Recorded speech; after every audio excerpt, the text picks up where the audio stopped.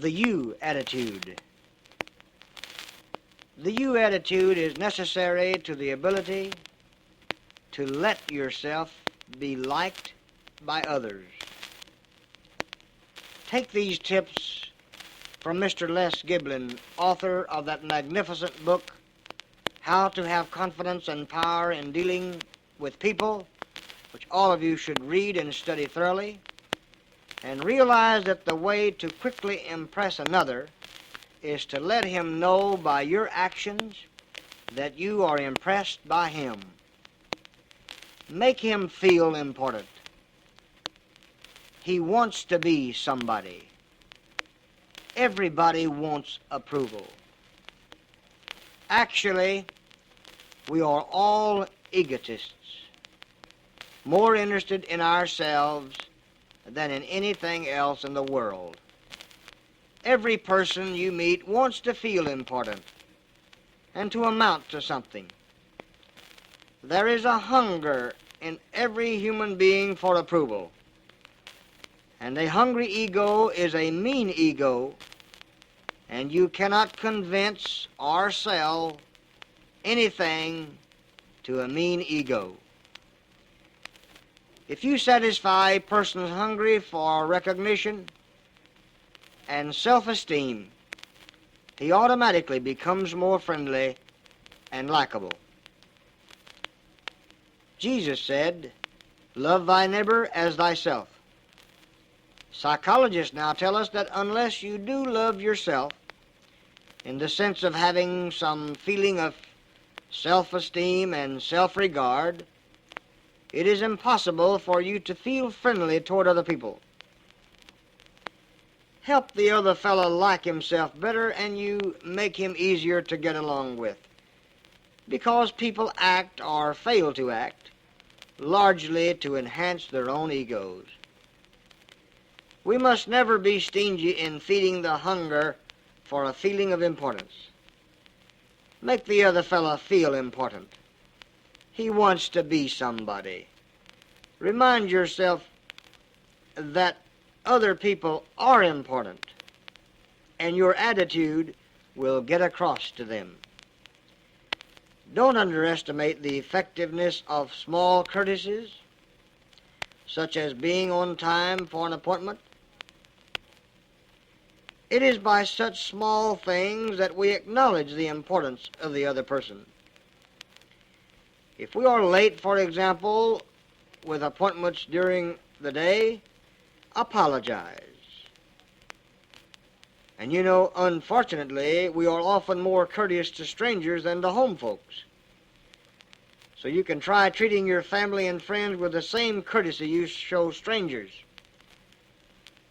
If you're late getting home for dinner some evening and your wife is expecting you at a certain time, apologize for being late. This makes the sweet lady feel important, that you recognize the fact that dinner has been on the table for 20 minutes waiting. And another thing, don't lord it over other people or attempt to increase your own feeling of importance by making other people feel small. Start today to notice other people more. Pay attention to a man or to a child, and you make him feel important. Whether you realize it or not, you control the actions and attitudes of others by your own actions and attitudes.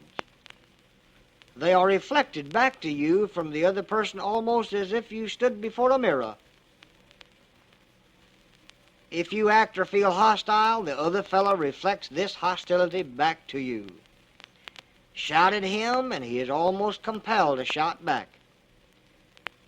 Act calmly and unemotionally, and you turn away his anger before it gets started. When you act enthusiastic, you arouse enthusiasm in the other person. You act confidently, and the other person has confidence in you. Begin today deliberately to cultivate an enthusiastic attitude. Take a tip from Frank Betcher. Act as if you were enthusiastic, and soon you'll feel enthusiastic. Take a tip from William James.